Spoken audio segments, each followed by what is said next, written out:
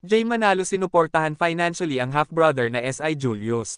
Si Jay Manalo, isang veteranong aktor, ay agad na nag-alok ng tulong sa kanyang nakababatang kapatid na si Julius Manalo nang malaman niyang nangangailangan ito ng karagdagang kita mula sa pagbebenta ng tapis.